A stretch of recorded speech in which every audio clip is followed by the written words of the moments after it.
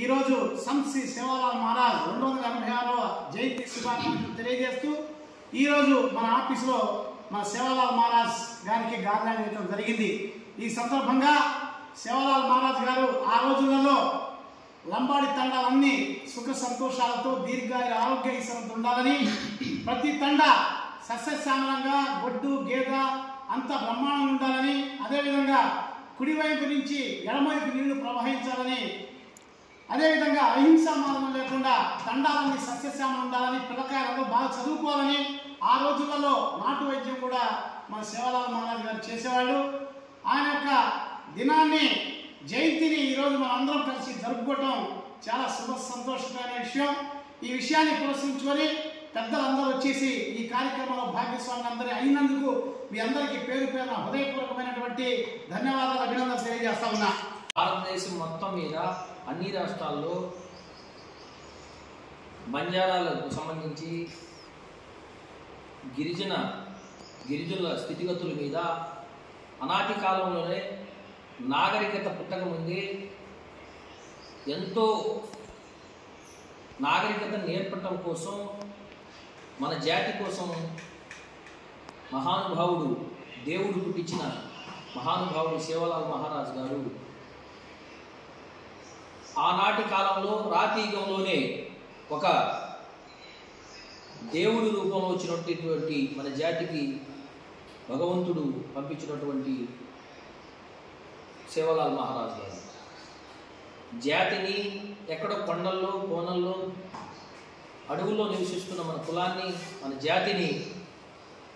చదువు గురించి, మద్యపానం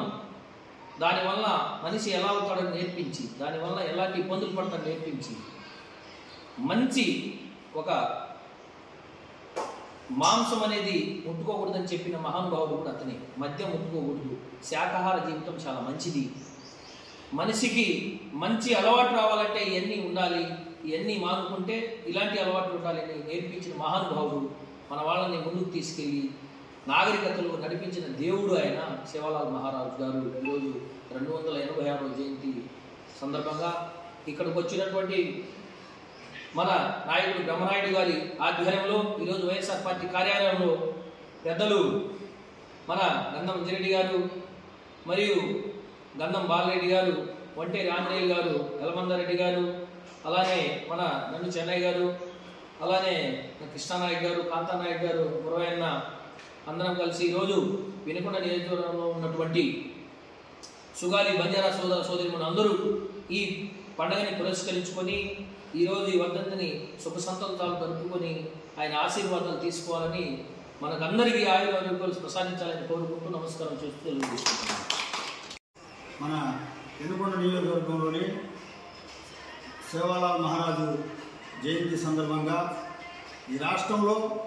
ఎక్కడ లేని విధంగా మన వినుకొండలో మన సేవాలాల్ మహారాజుకి, మన ఎస్టీలకి, మన బంజారాలకి ఎక్కడ కూడా గుడి కానీ స్థలం కానీ లేక ఎక్కడో అక్కడ గుంతకలు తప్ప మనకెక్కడ లేని ప్రదేశం ఉన్నప్పుడు మన మాజీ శాసనసభ్యులు మన బ్రహ్మనాయుడు గారు మన ఎస్టీలందరినీ కూడా గుర్తించి ఇదే విధంగా మన వెనుకొండలో 34 సెంట్లు స్థలం ఇచ్చి మన గిరిజనులందరూ మీరందరికీ మీకు ఒక దేవాలయం లాంటిది కావాలని మరెమ్మయాడిది సేవాలాల్ గుడికి గత 2 ఏళ్లుగా అక్కడ మంచి కార్యక్రమం జరుగుతుంది. బేస్మెంట్ లెవెల్లో రావడానికి మళ్ళా శాంక్షన్ చేయడానికి కూడా బ్రహ్మనాయుడు గారు ఎంతో కృషి చేసి మన గిరిజనులందరికీ, మన ఇక్కడ ఉన్న నియోజకవర్గంలో ఉన్న గిరిజనులందరూ కూడా అది గుర్తుపెట్టుకొని ఆ గుడిని అందరూ కూడా సహకరించడానికి అందరూ కూడా కృషి చేయాలని, పార్టీలకు అతీతంగా అందరు చేయండి అని చెప్పి ఆనాడే బ్రహ్మనాయుడు గారు చెప్పడం జరిగింది. ఇక్కడ గుడి స్థలం కూడా మనకి ఆయన గుర్తించి మనకి ఇచ్చాడు కాబట్టి ఆ మహానుభావుడు గుడిని మనందరం కూడా సహాయ సహకారంతో అందరు నాయకులందరిని కలుపుకొని కూడా ఆ గుడి కార్యక్రమాన్ని మన గిరిజన బిడ్డలందరూ కూడా చదువుకోవడానికి కానీ అక్కడ ఉండడానికి కానీ మీకంటూ ఒక స్థలము, మీకంటూ ఒక స్థావరం ఉండాలని ఆనాడు గుర్తించి మనందరి కోసం చేసినందుకు ఆయన ధన్యవాదాలు తెలియజేసుకుంటూ, సేవాలాల్ మహారాజు అడుగుజాడలో మన గిరిజనులందరూ కూడా మంచి మనసుతో నడిచి అందరు కలిసికట్టుగా ఉండాలని కోరుకుంటూ సెలవు తీసుకుంటున్నాను. బ్రహ్మనాయుడు వినుకొండ వైఎస్ఆర్ పార్టీ కార్యాలయంలో సేవాలాల్ మహారాజ్ గారి 286వ జన్మదినోత్సవం జరుపుకోవటం, అందులో మనందరం పాల్గొనడం చాలా సంతోషం. ఈ కార్యక్రమానికి పెద్దలు కృష్ణనాయక్ జెడ్పీటీసీ వల్లపల్లి, అట్నే సెంట్రల్ బ్యాంక్ మాజీ డైరెక్టర్ గోవింద్ నాయక్ గారు, వ్యవసాయ మార్కెట్ కమిటీ మాజీ చైర్మన్ ఈపూరు కాంతం గారు, వినుకొండ వ్యవసాయ మార్కెట్ కమిటీ మాజీ చైర్మన్ బాలరెడ్డి గారు, రైతు విభాగం అధ్యక్షులు ఉంటే ఆంజనేయులు గారు, ఎక్స్ ప్రెసిడెంట్ చిల్పేరిపాల